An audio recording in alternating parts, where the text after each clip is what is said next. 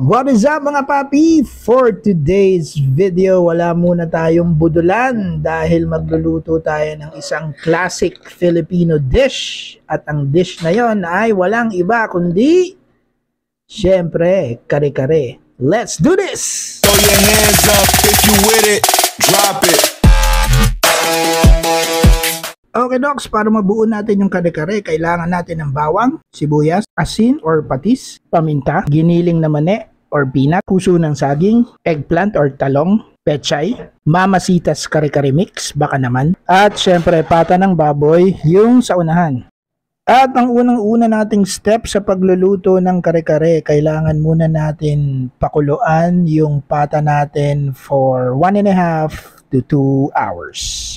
Medyo kailangan natin patagalin yung pagpapakulo natin ng pata kasi gusto natin dun sa pata is malambot siya kasi hindi siya masarap kainin pagka matigas, di ba?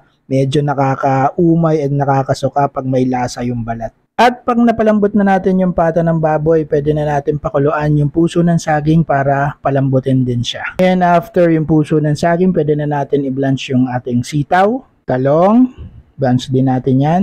And then yung pechay natin. Make sure lang natin hindi ma-overcook yung gulay natin kasi hindi masarap kumain ng gulay na lantutay. And after natin ma-blanch yung mga gulay natin, pwede na tayo magsimulang maggisa ng bawang and then sibuyas. At idagdag na natin yung pinagpakuluan ng pata natin. Hintayin lang natin kumulo ulit. And pag kumukulo na siya, pwede na natin idagdag yung mamasitas kare-kare mix.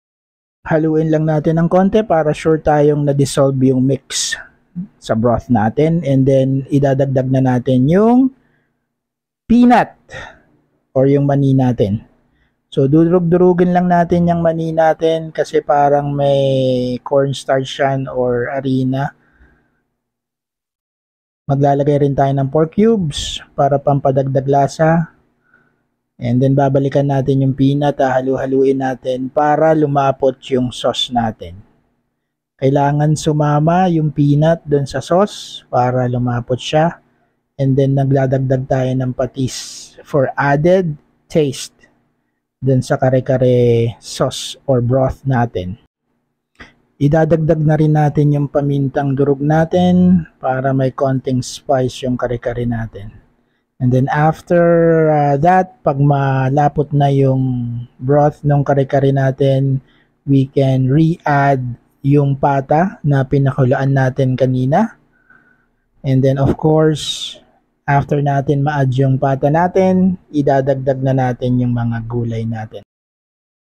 Unahin na natin yung puso ng saging, i-re-add natin siya dito. And then of course, yung binanch natin na talong, and then yung sitaw na favorite ko. After ng sitaw, pwede na natin idagdag yung pechay. And then of course, lalagyan natin ng sauce. Yung mga gulay na yan para magkaroon siya ng lasa. Di ba? Ayan na yung kare-kare natin. Konti na lang. Magpe-plate na tayo. Ang sarap, di ba? Tingnan nyo naman yan. Solid. Solid na solid, no mga paps? Sarap niyan. Kung nagda-diet ka, wag ka magluluto nito kasi ang lakas nito sa kanin. So ayan yung kare-kare natin, naka-plate na. Sarap, 'di ba? Kitang-kita yung pata. And then ayan yung bagoong alamang natin na homemade. And of course, yung pinakamasarap na kapartner ng kare-kare, bahaw. Yan, 'di ba? Alright, so that's it for our kare-kare video for the day. Thanks for watching mga paps. Please subscribe. Till the next cooking Budo. Be safe everyone.